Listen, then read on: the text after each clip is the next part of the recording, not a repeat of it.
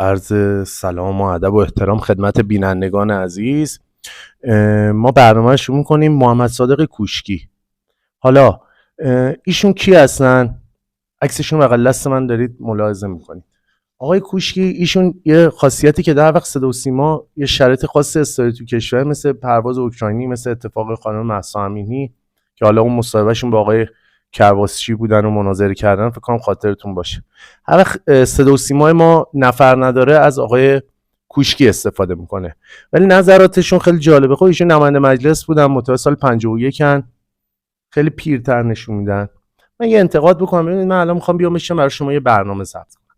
من رفتم دوش گرفتم، اتکلون زدم، نمیدونم اتکلون که دیگه کسی نمیبینه ولی به خودم زدم، موامو یه سشوار کشیدم. این احترام به بیننده است. ایشون اومده تو رسانه ملی، شما نگاه کنید یه پیرنش یه اتو نداره، یه کت تنش نکرده، یه پیرن چروک، نه ریشاشو مرتب کرد، نه یه آرایشگاه رفته. خب ببینید کارشناس همینجوری اتفاقات ریز ریز اتفاق میفته و از چشم میفته. مناظره ایشون با آقای کرباسچی، خب من برنامه ساختم، میتونید مراجعه کنید ببینید یا بزنید کاملش خودتون، 1 ساعت بود. نظرات ایشون در مورد ایرباس رو ببینید. یا مثلا بعد از اتفاق خانم مهسا امینی اومدن صحبت کردن، گفتن ما اصلا چیزی به نام گشت ارشاد نداریم. اون آقای موجی بهش میگفت مثلا پس کی خانم مهسا امینی دست، که ایشون میگفت که معلوم نیست. حالا من کاری به نظرات ایشون ندارم. ایشون 2 تا ویدیو وایرال شد، خبرگزاری اومدن تو صدا و سیما راجع به سلبریتی ها صحبت کردن، کلا 4-5 دقیقه است. من میرم براتون میخوام تحلیلش کنم، ببینید چی میگه آقای کوشکی، دستگیر اون بشه. ایشون استاد دانشگاه امام صادق هستن و حالا پیشینه‌شون خیلی مهمه. من میخوام این 4-5 دقیقه رو براتون تحلیل کنم. بریم برنامه رو آغاز کنیم. ما ببینید آقای پرویز پرستویی مشهورتر و محبوبتره یا اون فردی که من حیا میکنم اسمش رو ببرم، که وقتی ازدواج کرد دختران بیشماری گریان در فضای مجازی آمدن که من از این مرگ، بعد از ازدواج نقا میخوام مرگ رو انتخاب کنم. 1000 بار پرویز پرستویی از اون فرد هنرمندتره. الان شما عباده من میگم محمد گلزاری چهره محبوبه تو این کشور، قبول دارید؟ نه تو با من بیاین، میخوام این کمک کنم. من میخوام بگم اگر کسی مشهور شده در وهله اول و شاید محبوب، به واسطه شایستگی‌های هنری الزاما نبوده. ولی خب اول من راجع به آقای پرستویی صحبت کردم، گفتم این آقای پرستویی یا اون آقایی که من ابا دارم اسمشون رو بیارم کدوم مشهورتر هستن. من یه ثانیه از حضورتون عذر میخوام، نورمون اینجا مشکل کوچیک خورده، ببخشید. خب با عذر تقصیر. میگه آقای پرستویی مشهورتر یا اون آقایی که من ابا دارم اسمش بیارم. اول آقای پرستویی زمانی که مشهور بودن فیلم‌های ارزشی بازی می‌کرد، مثل بادیگارد، مثل آژانس شیشه اینا. الان چند سالیه با یه مؤسسه خیریه با آقای رسول قادم. خب آقای پرستویی هم که شما الان قبولش دارید، چرا اجازه نمیدید کار کنه؟ آقای رسول قادمو چرا محو کردید از صحنه هنری؟ حالا من الان پرویز پرستویی کار ندارم، میخوام بیام رو آقای گلزار صحبت کنم. شما میفرمایید آقایی که من از آوردن اسمش ابایی دارم. خب الان اینجا شما کجا داری صحبت میکنید؟ تو صدا و سیما. صدا و سیما بعد از خروج کلی از مجریان و سلبریتی ها ازش، الان داره رو آقای گلزار مانور میده، میخواد از آقای گلزار یه برنامه، یه مسابقه بسازه، یه ریالیتی شو بسازه که بیننده پیدا کنه. این سیاست دوگانه رو من شخصا خودم متوجه نمیشم. این یه مسئله، بذاریم کنار. اگه ابا دارید ازش، خب الان چجوری الان قرار بیاد صدا و سیما؟ دو راجع به این گفتید که یه سری دختر خانوم بعد از ازدواج ایشون فیلم ازدواجش رو منتشر کردن.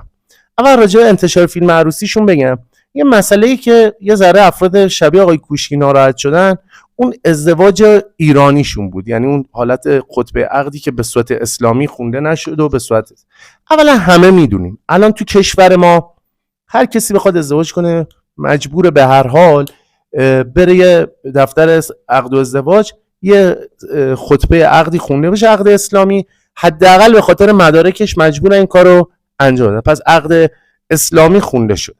مشکلی که شما دارید انتشار عقد آریایی. خب الان یه مسئله هست، اولا نیومدن مثلا عقد آلبانیایی بگیرن، که نیومدن عقد بریتانیایی بگیرن، عقد ایرانی گرفتن.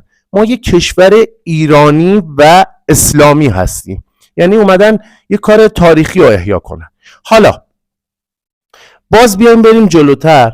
حالا از این خانم هایی که خودکشی کردن، آقای گلزار دخل و تصرفی توی جریان ندارن. یه فرد سلبریتیه که ببینید من اگه اومدم الان اینجا دارم پشت گلزار میستم، حداقل 4-5 تا برنامه دارم ایشونو بهش انتقاد کردیم، اعتراض کردیم، حتی شوخی کردیم باهاشون، مثلا شوخی که حالت اعتراضی داشته. ولی اینجا باید پشتش وایسیم. ما ایرانگرا هستیم، ما ایران برام مهمه و حق گویی. ما هیچ خط قرمزی غیر از حق گفتن نداریم. مجنون پشت آقای گلزار ربطی نداشته به این موضوع، هر چند که آقای گلزار، آقای صمدپور سری آقای بابازاده من منتشر کردن که پول میدهد افرادی دنبال ایشون بدون تو انظار عمومی که ایشون یعنی طرفدار زیاد داره.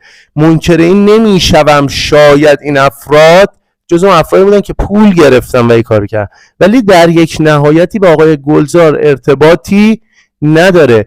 و آقای گلزاری که شما الان داری میکوبیش، میدونید به واسطه چی محبوب شد تو همه اقشار؟ خب تو قشر جوان و تینیجر که جای خود داره. ایشون به واسطه این که اومد جوانها رو به نماز صبح تشویق کرد، بیدار شدن، قرآن خوندن، ایشون کلی از محبوبیتش رو تو همه اقشار از اینه که اومد پشت مدافعین حرم ایستاد، گفت برای من نماز خوندن اونجا.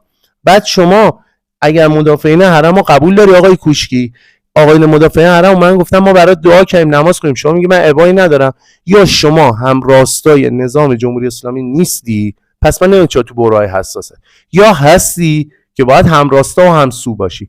حالا بریم این لپ مطلب، من سعی می‌کنم یه جا حرفا رو بزنم یه جا هم گوش کنیم. اون آدمی که نه واقعا در بازیگری شایستگی خاص داره، نه در خوانندگی، نه در نوازندگی، در هیچ عرصه‌ای ستاره اون عرصه نیست. شاخص این حرف شما چیه؟ من میگم که مخاطب اگر هنرمند میگیم، هنرمند ضابطه داره دیگه، بی ضابطه که نیست که. ممکنه یه هنرمند خیلی من یادداشت میکنم یادم یه خواننده هستن کم مایه بی بضاعت به دلیل مثلا وقاحت در خوانندگی. من از قبل از انقلاب مثال بزنم که کسی یادش نباشه، ما یه خواننده‌ای داشتیم که ایشون سنتی خوان و من قبل انقلابش رو نگه دارم، میگه ایشون نه خواننده هستن، نه بازیگر هستن، نه نوازنده خوبی هم. نوازندگیشون که در گروه آریان اصلا واسطه شهرت ایشون نوازندگی بود. اولا هیچ ایرادی نداره. ببین ما سلبریتی که جوانها رو به خداشناسی، به ورزش کردن، به دوری از اعتیاد و سیگار تشویق میکنه پروموت کنیم. آقای گلزار این کارا رو میکنه، جوانها رو انگیزه میده که بیان تلاش کنن، پولدار بشن، سلبریتی بشن، هیچ ایرادی نداره. نوازندگیشون مشخصه. آقای گلزار هر کاری خوب بلد نباشه نوازنده خوبی بود، با گروه آریان شروع کرد اومد بالا. خوانندگی رو چند سالی شروع کرده. ببینید به هر حال خواننده‌ای که کنسرت میذاره سالن پر میشه، حتی اگه به خاطر قیافش میشه. و بازیگریش هم چی بگم، ایشون کشف آقای ایرج قادری بود برای فیلم سامان نرگس. من ایشون رو بازیگر نمیدانم قطعا و یقینا، ولی یه نکته وجود داره، هر بار اومده فیلم بازی کرده گیشه رو نجات داده، سینمای ورشکست ایران رو نجات داده. درسته؟ پس در خوانندگی به ایشون میگه کمایه بی بضاعت. اگه کمایه و بی بضاعته، چرا هر وقت صدا و سیما با مشکل ریزش شدید مخاطب مواجه میشه میره ایشونو میاره؟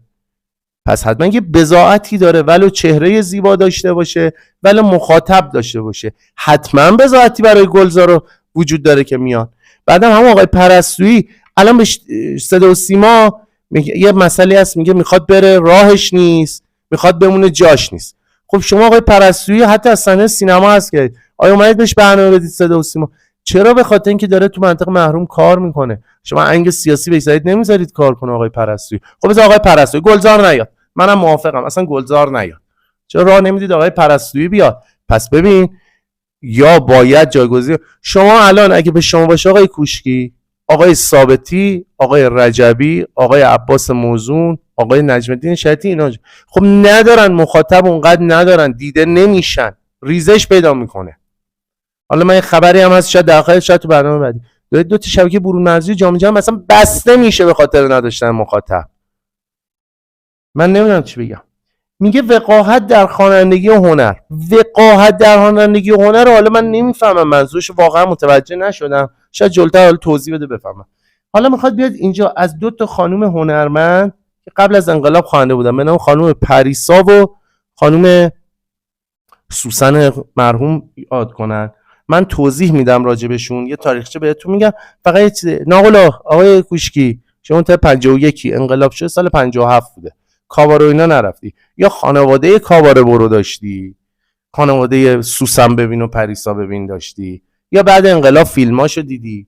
شما که ارزشی خوانندگی زن حرامه در اسلام. حالا شما بیا فکت بیار. شد حکایت اون آقایی که اومده بود، من برنامه‌شو ساختم، افراد به ظاهر مذهبی توییتر، میگه ما اومدیم فیلم اون آقای سقطی رو نشون دادیم، ایشون دیده گفته نه اون قضیه اینقدی نبوده که مثلا حکمش اعدام باشه، سنگسار باشه فلان اینا. خب من اگه مذهبی هم دیگه نباید اون فیلمو نگاه کنم. اونم شکایت شما. حالا بریم بقیه صحبتاشو بشنویم. این سنگین نباید ملاک‌های شرعیه بنده، نه باید ملاک‌های اون زمان اخلاق جامعه و فرد وفادار به اخلاق خانوادگی بود و در هنر خوانندگی موسیقی اصیل ایرانی ایشون یه در واقع هنرمند بود. این آدم یه طرف یه خواننده‌ای داشتیم که خواننده کاباره‌ای بود. حالا من به خاطر شأن صدا و سیما ایام اسم این 2 نفر رو الان دارم فکر می‌کنم بگویم یا خیر. مثلا اون نفر اول خانم پریسا بود، این نفر دوم خانم سوسن.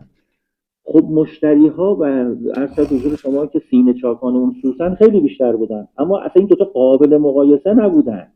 یعنی یه فردی بود که علاوه هنر موسیقی واقعا هنرمند بود. توجه فرمودید؟ از نظر من متشرع گوش گرفتن به صدای 2 تاشون هم حرام بوده و هست، اما او فردی است که هنرمند بود از نظر اساتید موسیقی، از نظر علم موسیقی. اون یه نفر به قول موسیقی‌دانا شاید همش فالش میخوند. این که مثلا کسی به خاطر وقاحتش روی سن کاباره مثلا فلان مشتری پیدا میکنه که دلیل اسمات. ببینید اولین نکته که در مورد چهره‌های مشهور میگیم چهره‌های مشهور هنری. نتونسته این اتفاق. خب من توضیح بدم راجع به خانم پریسا و سوسن. اولا ملاک‌های اون موقع اینجوری نبود، ملاک‌ها متفاوت بود. دقیقاً مثل الان بود، یا خواننده های نزدیک به حکومت بودن، مثلا میرفتن درباری بودن تو مراسم مثلا تولد پسر آقای محمد رضا پهلوی، اونجا خواننده مثل خواهران دده بالا، حالا خانم سعدی، خانم گوگوش بودن، خانم آتشین بودن، نمیدونم اینا بودن. یه سریا ببین خانم پریسا و سوسن توی کانتکست بودن، خانم هایی بودن که از خیابون انقلاب به پایین تو کاواره ها میخوندن یا نهایتا تونستن به شوهای تلویزیونی راه پیدا کنن. خب پس اون موقع هم همین بود، اگر کسی به دربار میتونست راه پیدا کنه پروموت میشد. اینو داشته باشیم. خانم پریسا من تحقیق کردم، بعد از انقلاب اسلامی ایشون کلا خب به خاطر اینکه الان داریم یه خانمی داشتیم مثلا تا همین 7-10 سال پیش هم تو لس آنجلس زندگی میکردن، خانم ناهید بود اسمشون، الان تو ایران هستن، اومدن توبه کردن، چادرش هم بزنید خبرگزاری باشون 1-2 تا 7-8 سال پیش مصاحبه کرد و تو جلسات زنانه قرآن میره مداحی میکنه، میره روزه میخونه. برگشت، دوست داشت برگرده. به ما هم زندگی شخصی کسی مرتبط نیست. فقط میخوام یه نکته بگم، خانم پریسا که بعد از انقلاب اسلامی کلا از صحنه هنر محو شدن. خب حالا یا اعتقاد داشتن یا دوست داشتن در ایران زندگی کنن، اصلا اعتقاد نداشتن، دوست داشت زندگی کنه، سعی کرد دیگه این شغلو بذاره کنار، هر علت دیگه داشت، ما ایشون محو شدن. درسته؟ 1. 2 هر دوشون تو زمینه دستگاه ایرانی میخوندن، هم خانم سوسن بودن هم پریسا، کانتکست خوانندگیشون یکی و پس شما نمیتونی اصلا قیاستون غلطه. 3. خانم سوسن تشریف بردن آمریکا، تقریبا کار جدیدی تولید نکردن. یه نکته من به شما بگم، خانم سوسن دستش شکسته بود تو لس آنجلس موقعی که فوت کرد، توی مرکز نگهداری بی سرپناه‌ها زندگی میکرد. اگر ایشون آدم بدی بود، شما رو ایشون با الفاظ بدی خد، ایشون رفت تو شهر محله، تو محله زادگاه خودش، فکر می‌کنم کرمانشاه بود، خوندم الان ذهنم رفته، تمام پول‌ها و ثروتش رو داد که از راه خوانندگی و برای مردم بی‌بضاعت مدرسه ساخت، اونجا کار فرهنگی کرد و خودش تو فقر تو آمریکا مرد. خب حداقل آقای کوشکی به کار انسان دوست دانش احترام می‌ذاشتی. خب پس این ملاک قیاس درستی نبود. حالا بریم کلیپ دوم. این مسابقه 1 ساعت بوده، من این دوتا وایرال شده بود دیدم، رفتم مسابقه کاملا چیز قابل ارزی نداشت. حالا برسیم به علی دایی و تختی و عادل فردوسی پور. گوش کنید تا براتون تفسیر کنم. هر موضوع من چه گفتم هر موضوع. نه میخوام توانمندی نبوده، گستاخی بوده از طرف اون فرد، نمک نشناسی بوده از طرف اون فرد و بدتر از اون بی‌تدبیری و عدم عقلانیت از سوی مدیریت رسانه بوده. دوتاش با هم بوده.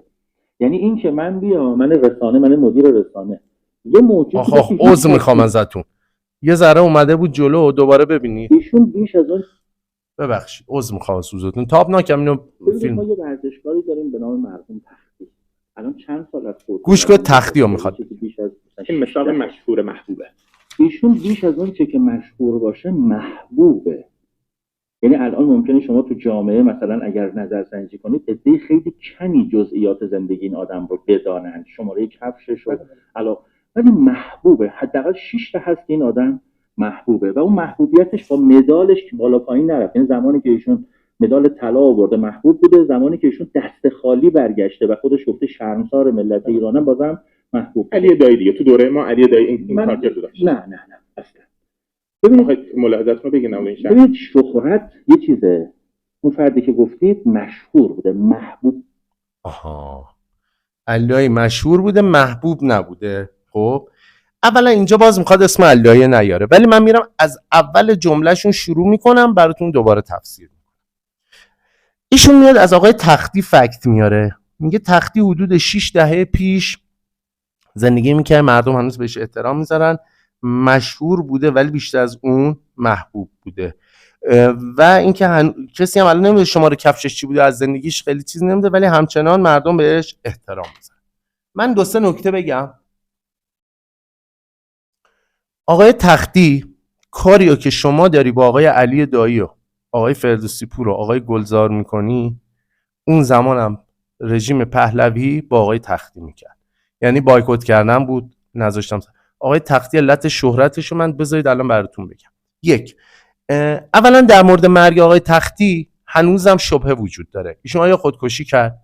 آیا خودکشیش دادن؟ آیا تو اون هتل کشتن؟ 2 تا هم فیلم ساختیم، 2-3 تا هم در مورد ایشون که ضعیف هم بود متاسفانه، مخصوصا اونی که آقای عرب نیا بازی کرد، ولی هنوزم ما هیچ اطلاعات کاملی از ایشون نداریم. ولی علت محبوبیتش 1 در زلزله اون سالی که اومد ایشون کیسه رو برداشت دستش گرفت راه افتاد تو خیابون به بازاریا پولدارا گفت آقا پول بدید ما می‌خوایم بریم بازسازی کنیم. مگه همین کارا آقای علیایی نکرد حسابشو بستید بهش گفتید می‌خوای با این پولا یا کلاهبرداری کنی یا می‌خوای با این کارها اهداف سیاسی داری؟ مگه همین کارا نکرد؟ زمان پهلوی هم همین کارو با آقای تختی کردن. یه مورد 2 آقای تختی زیر بار زور نرفت، یعنی ساواک و دولت پهلوی اون روزگار بهش میگفت باید طبق این فرمون پیش بری. آقای تختی زیر بار نمیرفت، جلوی حاکمیت زمانه خودش ایستاده بود و کشتنش. خب ببین یه مسئله وجود داره، امثال آقای کوشکی، من یه فکت براش میارم همیشه، مثلا راجب حجابی که ما 1 سال دوچار مشکل هستیم، با هم بحث اسلامی مثلا میکنم، من آقای کوشکی با هم بحث میکنیم، میاد میسه نقطه میگه آقا اصلا میدونی چیه، حجاب قانون است. خب میگیم سال مثلا 1320 چنده آقای رضا شاه فرمان کشف حجاب داده و قانونه، تکلیف چیه؟ میگه ما میجنگیم. ببین پس قانون هم یه داستان. آقای تختی روبرو حاکمیت ایستاد، زیر بار حرفاش نه. حالا میخوام یه چیز دیگه بگم. یه آقای ما داشتیم به نام بازیگر به نام آقای محمد علی فردین. خب مدال المپیک داشت، بازیگر محبوب بود، فیلم هایی که صحنه‌های نامناسب داشت اصولا بازی نمی‌کرد. بعد از انقلاب هم توبه کرد بنده خدا، رفت نشست تو خونه. حتی بذار من خبر رو بگم، آقای میر باقری می‌خواسته بر نقش مالک اشتر آقای فردین رو بیاره بازی کنه، حتی جوازشو میگیره، ولی آقای فردین میگه من بازی کنم اجازه نمیدی. آقای فردین چه مشکل داشت؟ آقای فردین کپی برابر اصل تختی بود، چه مشکل داشت نمیذاشتید بازی کنه؟ شما بدید فیلم بیارید صحنه ای داشته باشه. من کاری با آقای بهروز وثوقی ندارم، بهروز وثوقی اصلا کانتکستش با فردین فرق می‌کرد. پس ببین آقای کوشکی، شما شما کوشکی رو میگم، با شهرت آدما مشکل داری. فردا پریز پرستویی بیاد پروموت بشه، یه اتفاقی بیفته، یه دختر بگه من قش کنه بره زیر سرم برای پرستویی، باز هم ناراحت میشی. پس مشکل شما با پروموت شدن افراده. بعد اون آقای موجی میگه مثل علیایی، میگه نه نه نه اصلا نه نه نه نه نه نه. علیایی هم الان همینه.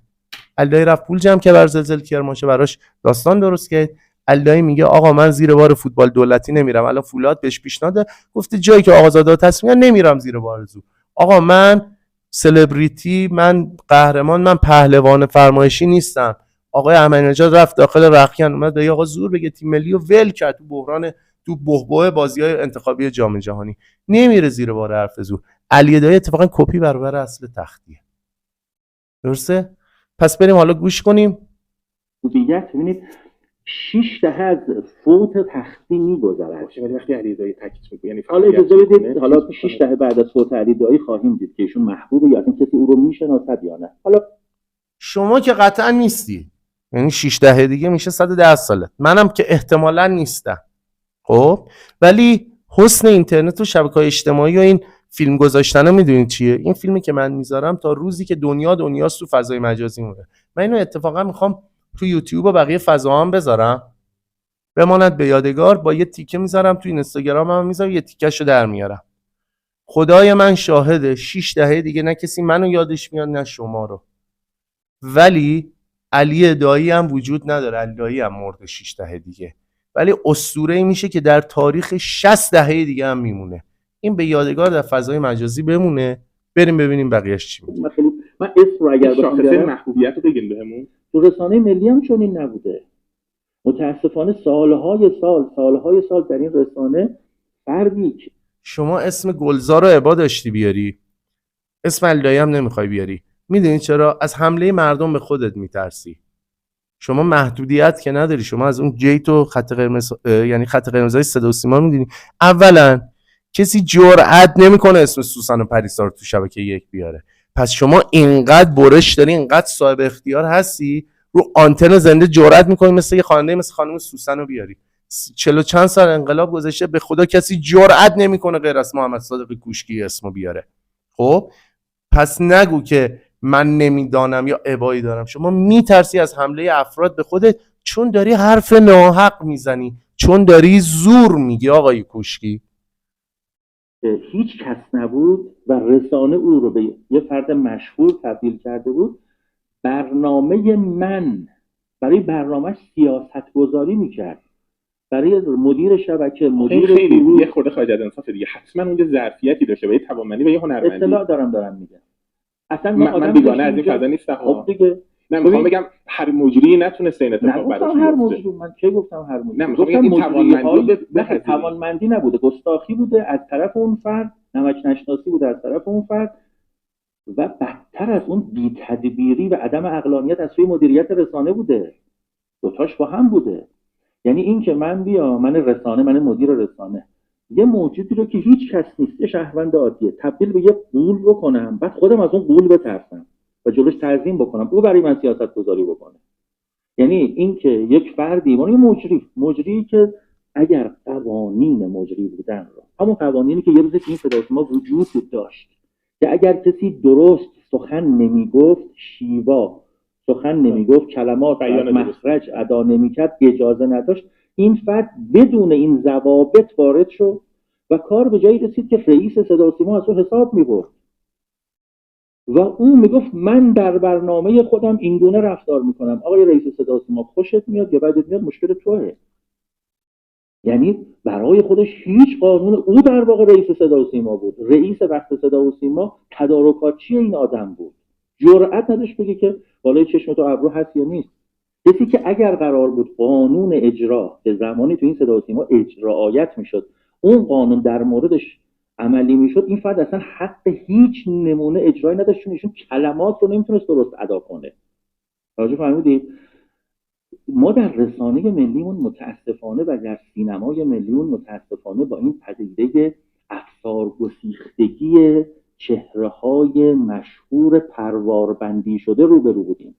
چهره‌هایی که با پول این رسانه در قاب این رسانه مشهور شدند، حالا بعضا محبوب شدن، بعضا محبوب نشدن. خب من دیگه نمیذارم یه دقیقه آخرم حرف بزنی، اینجا مال ماست دیگه، نمیذارم اینجا حرف بزنی. بعضا محبوب میگه فیروزپور در زمانی که کسی نبود آمد و برای رئیس، برای گروه ورزش سیاست گذاری. من 2-3 نکته بگم. آقای فیروزپور زمانی که تشریف آوردن بودن، همین آقای پیمان یوسفی بود، آقای جواد خیابانی بود، آقای کاوه یادم رفت، آقای بهرام شفیع بود، بزرگانی که الان هم شما قبولشون دارید به عنوان تصمیم گیرنده، اون موقع ازش تست و آزمون گرفتن.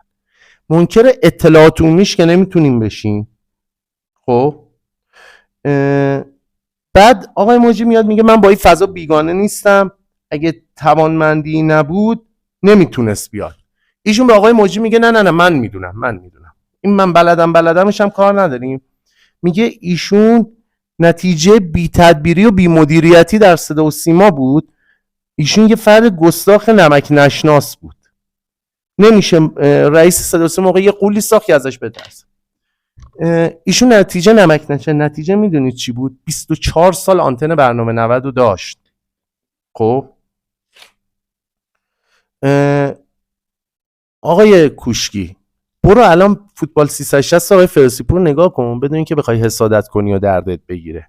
فیروزپور اگر به قواعد صدا و سیما پایبند نبود یه چیزی شبیه فوتبال 360 میساخت. خب پس قواعد شما رو رعایت میکرد. این موضوع.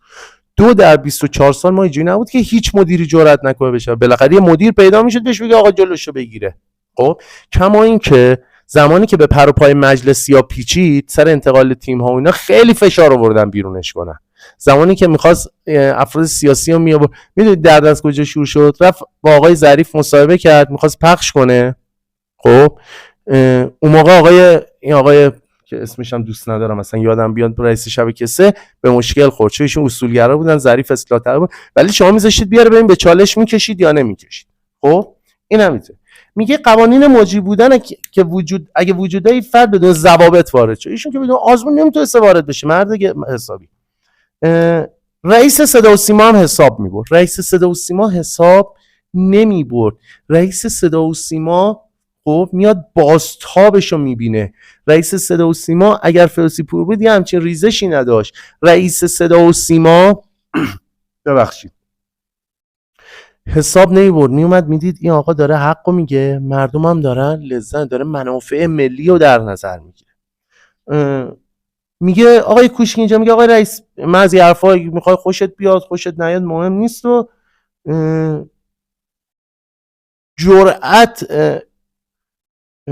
کسی جرئت نداشت بهش حرف بزنه. من میگم کسی جرئت نداشت حرف بزنه، بعد 24 سال اخراجش کردم، پس جرئت داشتم بهش بگم، ولی داشت نتیجه میداد. اینقدر نتیجه میداد که همفکران شما به فکر افتادن 90 سیاسی بذارن.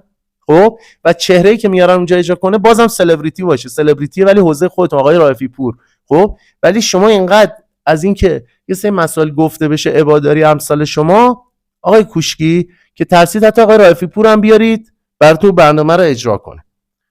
نوشته اگه قانون عملی میشد حق اجرا نداشت. چرا؟ چون ایشون حتی نمیتوانست کلمات رو درست ادا کنه. من یه چیزی به شما بگم آقای کوشکی، ایشون از لحاظ واژگانی، از لحاظ سواد و از لحاظ اجرای فوتبالشون که در حد مجریان بین‌المللی بود، اگر نبود AFC نمی اومد ایشونو برای یه فینال بیار به صورت لایو، که همون فینالم اینستاگرام تو AFC منهدم شد. اصلا اینقدر حجم زیادی رفتن ببینن یه بازی ایشون میخواد گذاشت کنه که بازی بین پرسپولیس بود و اون تیم الان اسمها یادم رفته، عصبی شدم از دست ایشون. سواد ایشون که نمیتونید منکر بشید. همون دانشگاه شریفی که دارید الان با اساتیدش رو جابجا میکنید، خب آقای فیروزپور به زبانهای خارجی آگاه بود، ترجمه کار میکرد، اخبار روزو دست اول میخوند، نه مثلا آقای خیابانی بیاد تیتر مثلا ورزش 3 رو به خونه گزارش کنه. و از لحاظ آقای فیروزپور واژگانی میگفت، میساخت واژگان راحت. ببین واژه سازی تخصص 2 نفره تو ایران، یکی مهران مدیریه خب پروموت کنن یک کلمه رو، یکی آقای فیروزپور واژگانی میگفت که بعد از سالیان سال آقای فارسی واژه‌ای گفت تو جام جهانی 2014 که هنوز سر زبوناست. چقدر خوبیم ما، حتی تو دایره افراد سیاست مدار، حتی در واژگان ریاست جمهوری ما چقدر خوبیم، ما رو جا انداخت. پس واژه سازی، پس غیر از که بلد بود خوب حرف بزنه، با اون سرعتی که ایشون حرف میزد یه دونه توپق نمیزد گهگداری. خب شما مقاله جمله که دستتون میگه من بدتر از من سپهر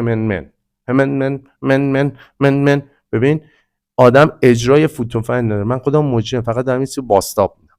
خب و در آخر میگه ایشون دوچار پدیده افسار گسیختگی، اینا از کلمات خاص خودش است. محمد صادق کوشکی دروغ نمیگوید ولی راست هم نمیگوید. یعنی میاد یه سری حقایق رو نمیدونم واژه‌اش چی میشه، به هر حال دروغ نمیگه خیلی جاها ولی راست هم نمیگه. فقط همینو داشته باشیم. محمد صادق کوشکی تک و تنها برنامه‌اش اختصاص دادیم. می‌خواستم شهبازی هم بیارم پاورقی رو باهاش لینک کنم راجع به مسئله، ولی دیگه احساس کنم الان برنامه‌ها و بیننده‌ها به یه حدی رسیدن که شأن و شخصیتشون بالاتر از اینه که امثال شهبازی رو بخوایم بیاریم اینجا و پروموت کنیم. آقای صادق کوشکی دیگه نمیپرزه. می‌خواستم این تاریخچه از زندگیشو میگم، خیلی جالبه، اظهار نظرهای خیلی عجیب غریبی داره. حالا شاید تیکه آخر که دارم الان براتون توضیح میدم دیگه ویدیو پخش میشه یا در حال اینکه خودش حرف زده اظهار نظرهاشون هم این پایین گذاشتم.